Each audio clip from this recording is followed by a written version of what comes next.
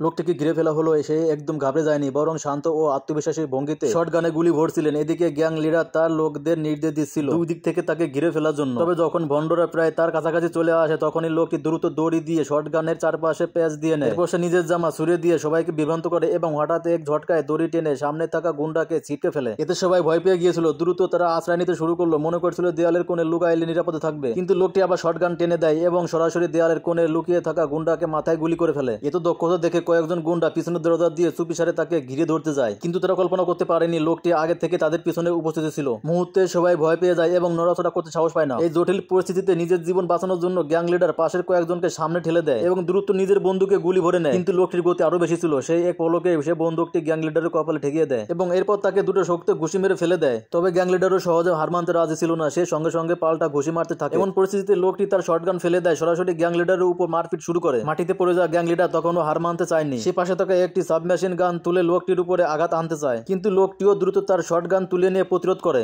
দুজন মুখোমুখি দাঁড়িয়ে যায়। এরপর গ্যাং লিডার কাপুরুষের মতো আচরণ করে। সে তার ছুরি বের করে বন্দুকের মাথায় লাগিয়ে লোকটির উপর আক্রমণ চালায়, কিন্তু লোকটি একটু ভয় না পেয়ে কোমর থেকে লম্বা ছুরি বের করে তা কয়েকবার হাতে ঘুরিয়ে নেয়। লোকটি সুযোগ নিয়ে গ্যাং লিডারের উপর প্রবল আক্রমণ চালায় এবং শেষ পর্যন্ত সে দ্রুত আঘাত। গ্যাং লিডার নিজেকে বাঁচাতে না পেরে সে সরাসরি তার ছুরির আঘাতে গলা